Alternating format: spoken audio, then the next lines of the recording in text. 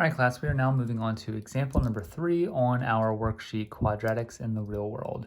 So it says, suppose this equation c of x is 4x squared minus 16x plus 20 models the cost of producing x number of duck calls in a given time period. So I've already gone through and I've circled and I've written down a couple of the key information before I get started this problem.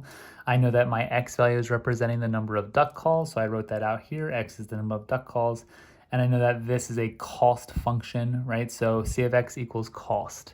So the first question says, what is the cost of manufacturing 0 duck calls? And what are we looking for in math terms?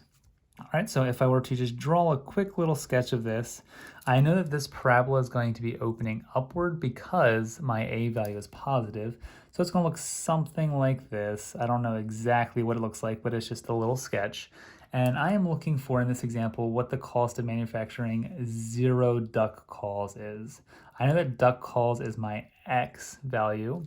So my x value when it is 0 is right here on this y-axis. So I'm looking for technically this point right here. So in math terms, in this example, I am looking for my y-intercept. All right, since we're in standard form, a lot of you guys can answer this question in about 2 seconds. You should know that the y-intercept of something in standard form is always just the c value. But mathematically, the way that you would find this, if we know that my duck calls is 0, we know that x is 0. So all I could do is just plug in 0 for every x that I see. So I'm going up to this cost function, and everywhere you see an x, you are replacing that x with a 0. All right, and then plus 20. If you type that directly into your calculator, which you don't need to because you already know the answer, the cost of producing 0 duck calls is still going to cost you, looks to be $20 in this case, right? $20. So that $20 could go towards like operating costs, like still have to pay your employees to be there. You still have to pay for the electric bill, like plumbing, stuff like that. So even if you open up shop and you don't make any duck calls, they're still going to be spending $20 just to operate as a business. Okay, part B, it says, for what number of duck calls is the cost a minimum? So key word there, that word minimum should signal in your brain that you are dealing with the vertex. Remember, the vertex is either the maximum, the highest point, or the minimum, the lowest point. So in this case, we are looking for the vertex for what number of duck calls. Remember, duck calls is my x value, so we care about the x value in the vertex. All right, so yes, you could go through and do that whole formula, or you could just do the opposite of b over 2a, because like I said, you only care about the x value in the vertex. For this example, we don't care about the y value.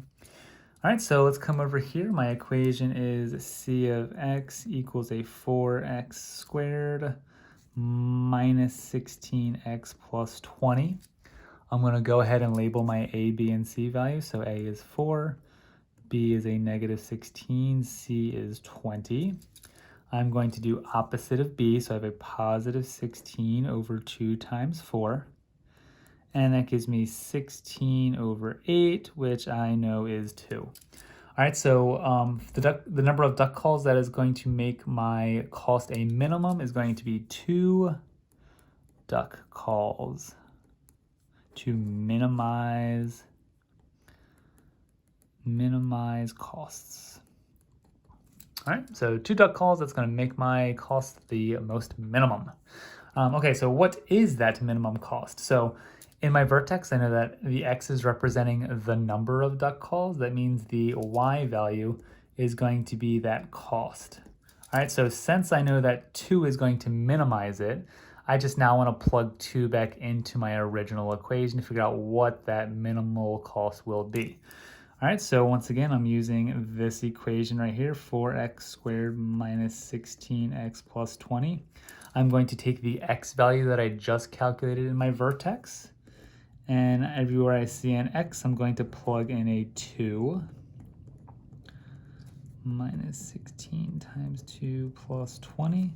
I'm going to plug this directly into my calculator, and once again, it's going to tell me what that minimum cost will be. 2 squared, sorry, let me bring this over here so you guys can see it. Minus 16 times 2 plus 20, and we get $4. All right, so this is going to be 4. So that minimum cost is going to be $4, right? My units in this case are dollars. And what we just found was the y value in the vertex. All right, so in order to minimize costs, this company can make 2 duck calls and it's only going to cost their company $4. All right, last part, will the cost ever be $0? Right, so what this is saying is, will there ever be a time in which it won't cost your company to make anything? So $0. So this would be an x-intercept, right? Since we know that the y value is my cost, right? Cost, I'm looking for a point that has the y value as a 0.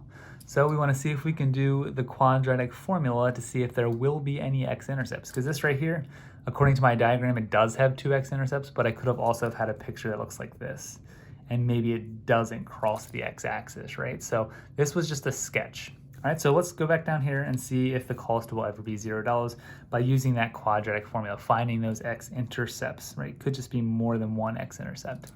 All right, so we have x equals the opposite of b plus or minus the square root of b squared minus 4ac all over 2a.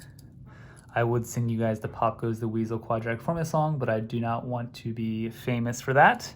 All right, so let's go through. Let's label our a, b, and c. We already did that right up here, so I'm actually going to use these numbers, and I'm going to plug them right into my formula. So we have x equals the opposite of b in this case. I have a negative 16, so it's going to be a positive 16, plus or minus the square root. We have a negative 16 squared minus 4 times my a value is 4. My c value is 20. Let's make this radical sign a little bit longer. And that's all over 2 times a, which is 4. Okay, so if you remember doing this, we always did the radicand first, which is that term under the radical sign. That's also known as my discriminant. If I do my discriminant here, let me add this parenthesis. If I do my discriminant here and I get a negative number, then I know the cost will never be $0. It won't have any x-intercepts.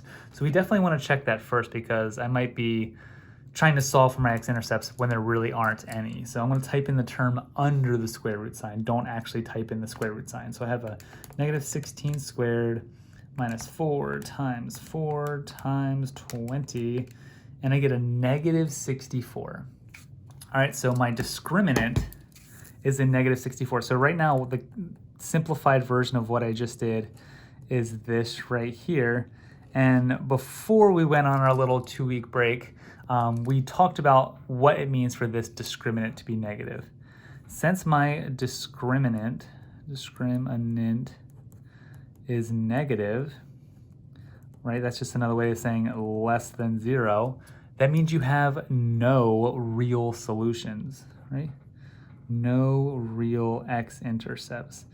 So my original sketch up here, this one right here that went through the x-axis, that was just a sketch, right? It should have looked more like this top little parabola up here. It actually doesn't even touch the x-axis. So will the cost ever be 0?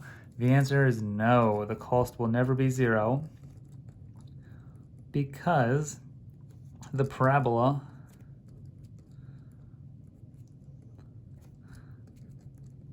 doesn't cross the x-axis.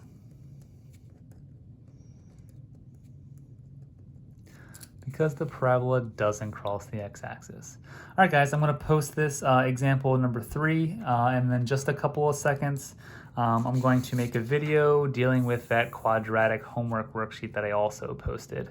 All right, guys, see ya.